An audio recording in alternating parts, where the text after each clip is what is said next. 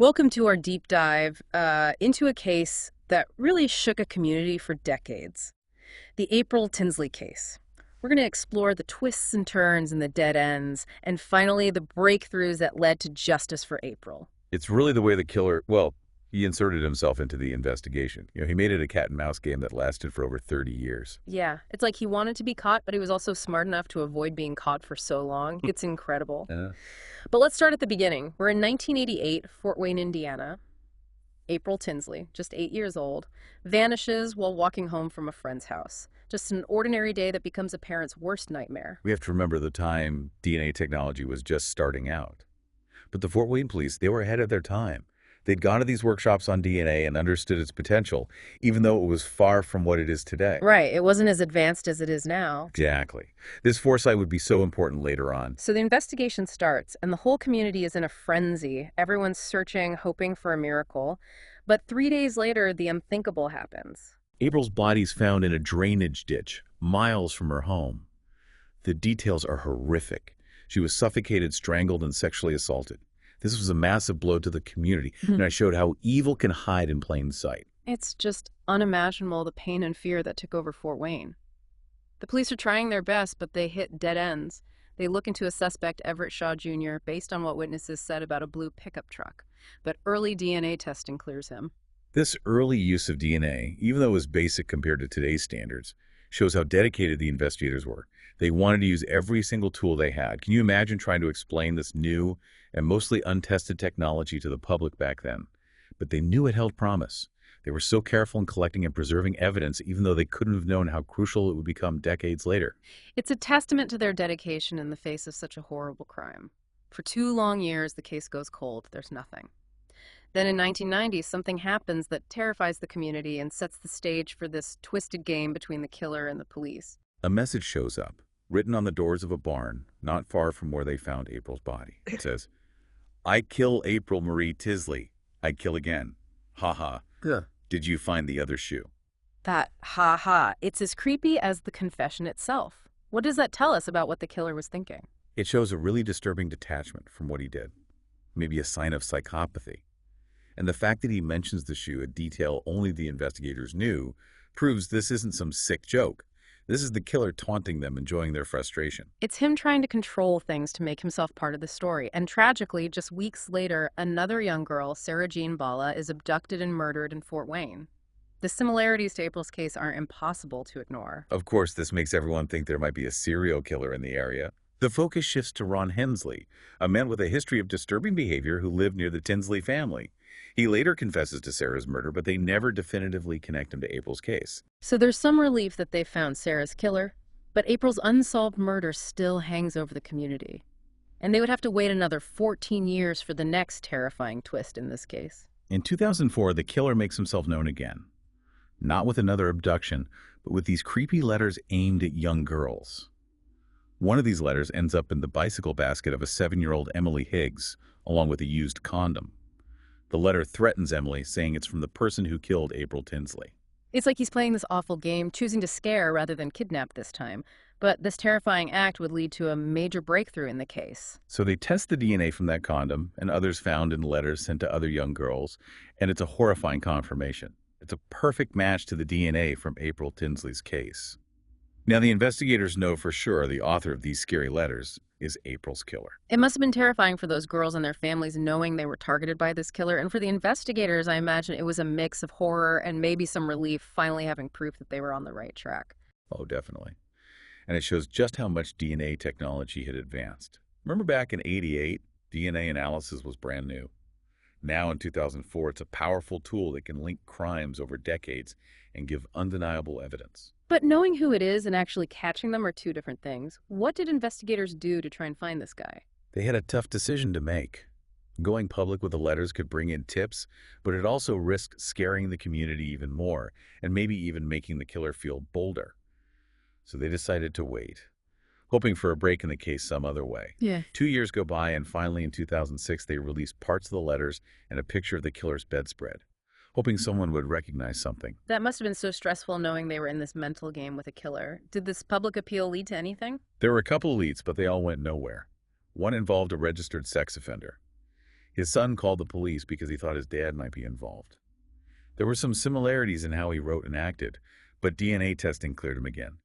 The killer was still a ghost, hiding in plain sight. He almost seemed to enjoy the attention, the fear and uncertainty he created, but the investigators never stopped. They followed every lead and looked into every new development in forensics. And in 2009, the FBI joined the investigation. They brought in their expertise and resources and created a detailed profile of the killer. They categorized him as a preferential child sex offender. This meant he probably had a long-term attraction to young girls and might be living a normal life blending in with everyone else. The thought that someone who could do such horrific things could be living among us, going to work, going to church, it's a terrifying thought. The FBI's warning back then scared everyone in Fort Wayne. They said, you may be sitting beside him in the pew at church or standing next to him in line at the grocery store. It showed that these predators don't always fit a stereotype. They can be anyone, anywhere. So the investigation went on, but even with all the media attention, a deck of cards initiative with unsolved crimes, and even an episode on America's Most Wanted, the killer stayed hidden. Then a new technology emerged that offered some hope: DNA phenotyping. This tech allows scientists to predict what someone looks like based on their DNA, things like hair and eye color ancestry, even facial features.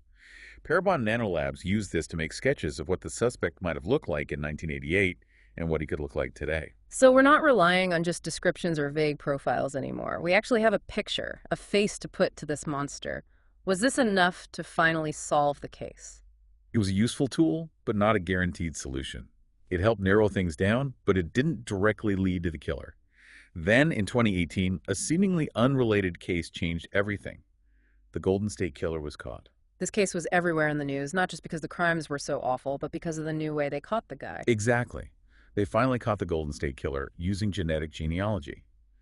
Investigators took his DNA profile and uploaded it to a public genealogy site called GED Match and found some of his distant relatives.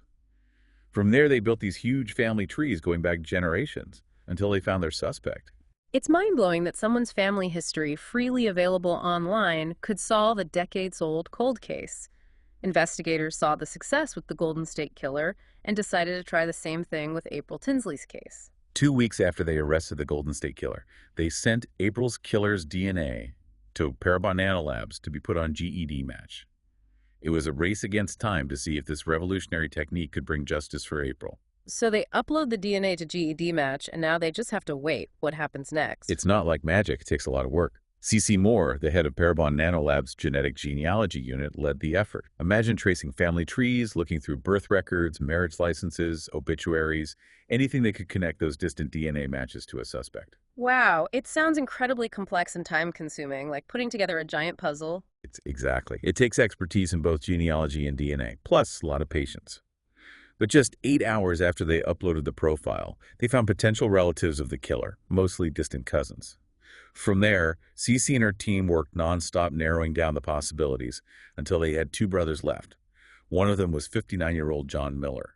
He was living a seemingly normal life in a trailer park in Grable, Indiana. Grable, that's so close to where they found April's body and where those letters were sent in 2004. It's like everything starts to come together.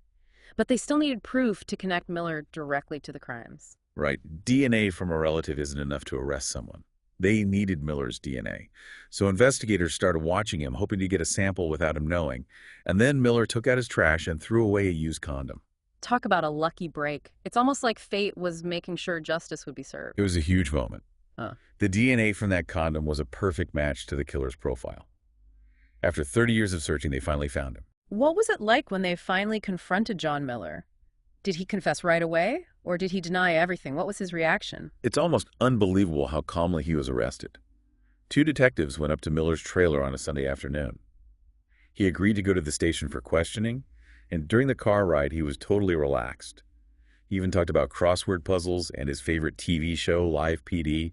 It's like he had no clue what was about to happen. He probably thought he'd gotten away with it all those years. But then the questioning started and everything changed. The detectives never actually said April Tinsley's name, but out of nowhere, Miller said, "I think probably the Tinsley case." It was a total shock. Everyone in that room must have been stunned. Did he say why he did it? Why April? Why terrorize those other girls? He confessed to seeing April walking alone that day in 1988. He said he abducted her, took her to his trailer, and killed her, because he was afraid she'd tell someone. He even admitted to throwing her shoe out the window the next day. That detail had never been made public before, which proves his confession was real. And those letters he sent in 2004, why did he decide to scare those young girls? He said he had planned to kidnap one of them, but he got scared and left the letters instead. It's a horrifying thought, but at least it never happened. So after 3 decades of pain and not knowing, the Tinsley family finally had their answers. But what about justice? What happened to John Miller? Well, with his confession and all the DNA evidence they had against him, Miller was definitely going to be convicted. He eventually took a plea deal admitting to criminal confinement, child molestation, and felony murder. He was sentenced to 80 years in prison. He'll spend the rest of his life behind bars. 80 years. It's a long time, but it doesn't bring April back. It doesn't erase the pain he caused. No, it doesn't. But it does bring some closure to the community, knowing that justice was served even though it took a long time. The April Tinsley case shows how dedicated investigators can be even when they face a case this difficult. It also shows how important advancements in forensic science are and how resilient a community can be even after experiencing so much fear and uncertainty. It's a reminder that there's darkness in the world, but it also shows the power of hope, determination, and the fight for justice. The case of April Tinsley might be closed, but we remember her. She reminds us that we have to keep fighting for those who can't fight for themselves.